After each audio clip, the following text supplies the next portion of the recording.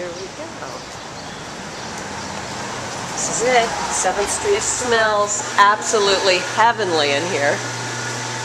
Wow. The equipment was made in Philadelphia and the product as well, the chocolates. Wow. So how old is this? This is only from the 70s. Here's your lesson. You ready? Okay, I'm ready. All right, you're paying attention. I'm watching here. Okay. Oh. Okay. And what do you call this again? This is a nonpareil, and the process is called funneling. Okay. Oh, come on. Oh my God, this is a mess. Okay. Wait, all right, what am I? Slow down. There you go. Slow down. A little faster. Smaller. Slow down, but go faster. Okay. Smaller stroke. There you go. Oh, there's definitely a technique to this. How long does it take you to figure this out, how to get it? A little. I think we'll be putting these in the factory seconds bags. Cheap. These are going to go cheap, very cheap.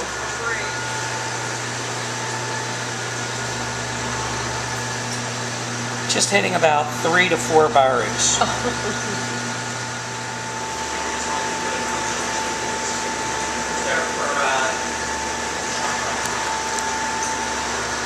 Okay, I ate that one. Sorry. Wow. That's rich. That's really rich. It's really good. Mm.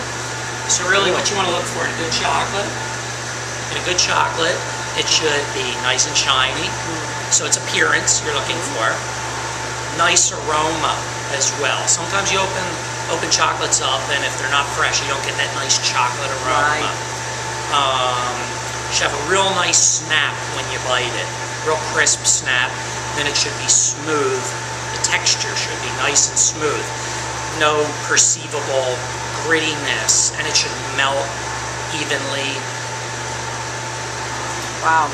That was just, I mean, that's like butter in your mouth. Yeah. How am I doing? Excellent. Outstanding. I could be a candy worker. I could do this. Outstanding for a volunteer. Yeah. And this stuff needs to be cooled right. I'm gonna eat this one. Sure, help yourself. The benefit of being on the line. Yeah, the question is what to do with my very bad, ugly, oops. We could put them in a bag. I'll feed them to people in the newsroom. Yeah, they might not mind how they look. Just They're say pretty ugly. Just say I did it. Blame You me. did it? No. Blame me. No. That's kind of that's really ugly. Yeah.